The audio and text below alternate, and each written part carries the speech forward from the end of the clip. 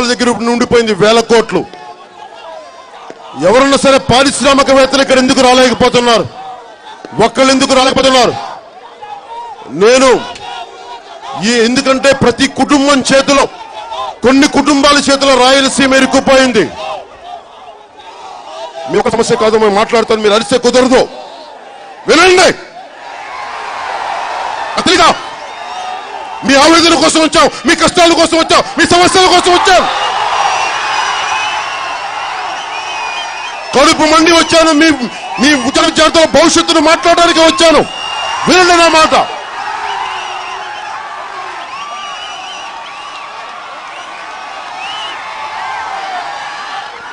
మాట్లాడతాను, నమ్మండి.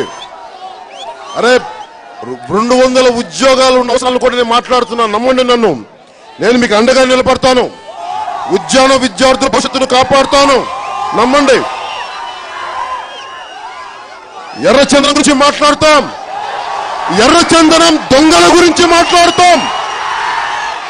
శేషాచలం అడవుల్ని ఎర్రచందనం అడవుల్ని దోపిడీ చేస్తున్న దొంగల్ని ఒళ్ళు తెగే వరకు కొడతాం.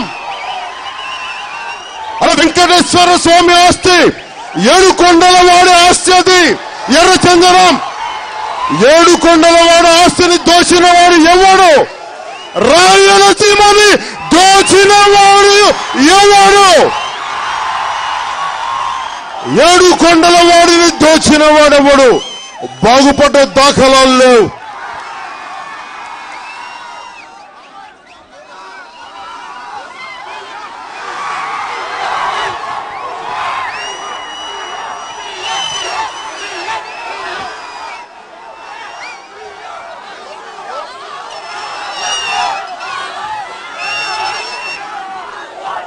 అలాగే